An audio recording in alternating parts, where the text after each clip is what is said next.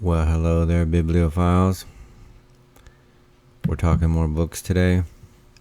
We're going to be talking about actually one of my favorite books of all time. Like, this is one of my top 10 books ever. Love it. I recommend it to everybody that I can recommend it to. It is about the latest scholarship on the Americas before Columbus. They have dug a lot deeper and know a lot more about the populations and culture and the impact of the Europeans, way more than they ever used to. And this is the top 10 things that I learned from 1491, New Revelations of the Americas before Columbus. Number 1, in Bolivia, there are fire-adapted plants dependent upon indigenous pyrophilia. I thought that was pretty wild. So the natives there frequently would burn the grass in certain areas, and that actually changed they did it on a regular basis, so it changed the ecosystem, and these plants became like the fire adapted plants proliferated, and that's the state of affairs today. So if you stop burning in that area, you're screwing up the environment as it's evolved. So that's pretty wild and counterintuitive. Number 2, never touch the devil tree. Oh my God. They, in the course of writing this book, he travels around, and they talk about this devil tree. And it's this tree that lives in a symbiotic relationship with a colony of aggressive venom-squirting ants that defend the tree from everything that brushes up against it. And they can squirt their venom, and they're really mean ants. And the locals call it the devil tree, and rightly so. And if you look into, there's actually a whole branch of plants that they're in symbiotic relationships with ants, and they're born with little cavities that they can live in, and they produce food for them, and it's fascinating stuff. Anyways, number 3, glottochronology is defined as the use of statistics to date the divergence of languages from a common source. They in the book, they talk about the extreme variety of languages in the Americas, and they have these techniques for trying to figure out when languages split. And I'm a sucker for neologisms. I'm like, glottochronology. Okay, that's. I take notes for my books. I used to just do it for research purposes. If I was doing something related to writing, I used to take notes in what I was reading, and now I just do it all the time. I'm like, it's kind of cool having your notes to what you read. Anyways, number 4, lack of resistance to germs was the key factor in the successful European colonization of the New World, much more than guns and steel.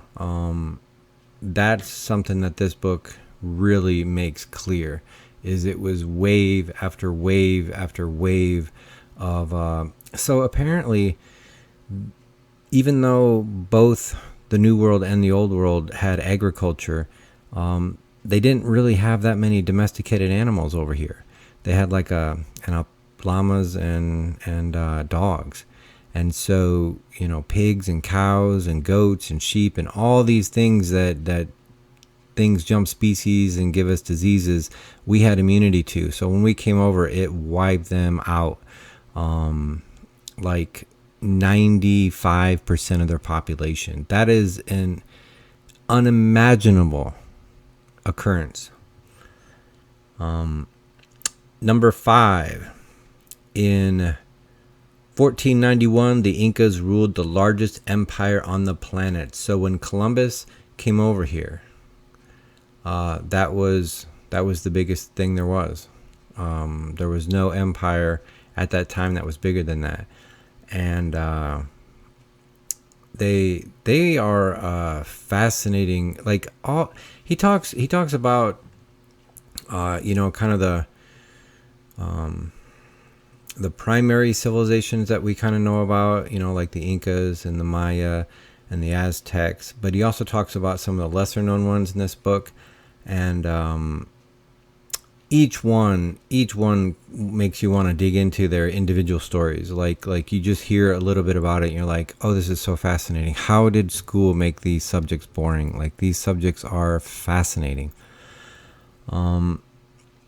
Number 6, the Incas made socialism work. So apparently the Incas, not only did they not have money, which the author notes that even Europeans kind of didn't, like Europe existed for quite a long time before money, but they didn't, like the Inca didn't even have like markets where you could trade things, and everything was produced by socialistic means, and they actually succeeded at it.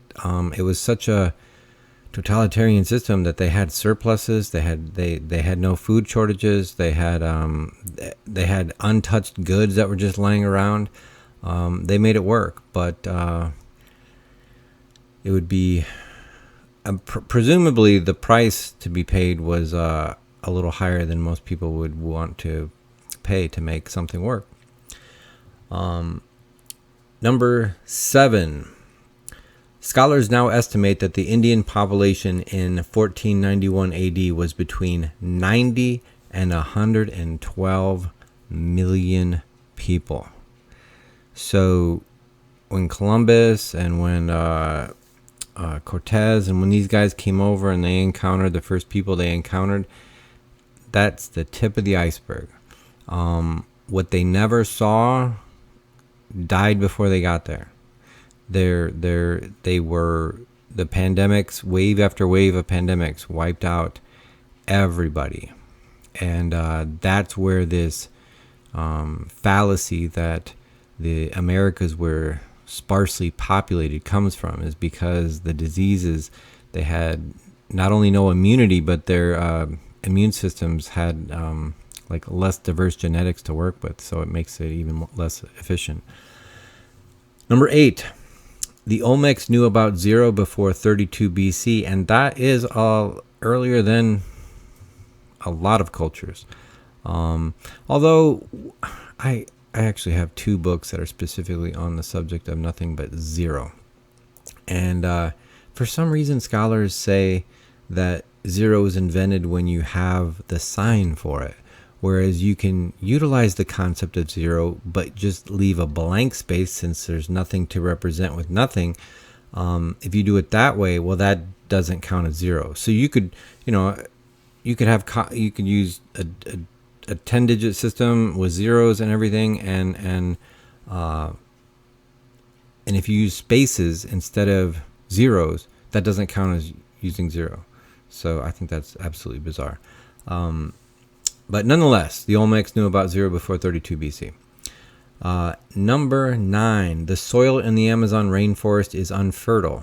And I thought, well, that doesn't make sense. That's counterintuitive, but it's actually not, because there's so much life in the Amazon basin. There's so much competition going on that all the nutrients have been sucked out of the soil. So it's crazy that we burn down the Amazon to make farmland or grazing land when the soil is actually not good for, like, we're just doing it out of necessity, not because it's the better way to go. So we're getting the worst of both worlds. So it's absolutely asinine that we do stuff like that. We need to get it together. And finally, number 10, DeSoto didn't report any bison in the southeast, but a century later, LaSalle reports lots of bison. And so, like one of my favorite films is Dances with Wolves, and that actually made an impact on how I viewed history. And that whole idea of all these buffalo that we're running on, all these bison, that's what happened when the pandemics wiped out all the natives and their main easily obtainable food source runs amok. Like nobody's eating it anymore.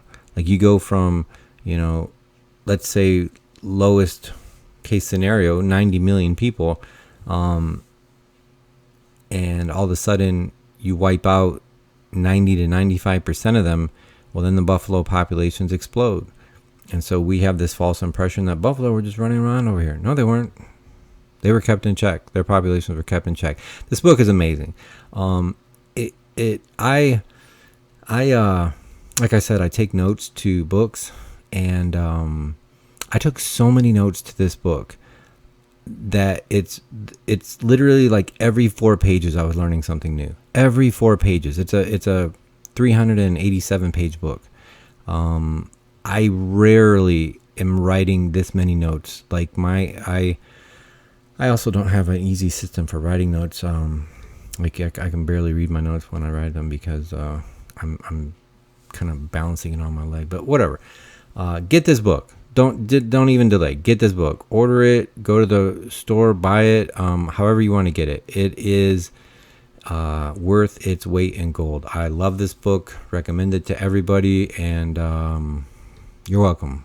You will love it. Thanks for listening.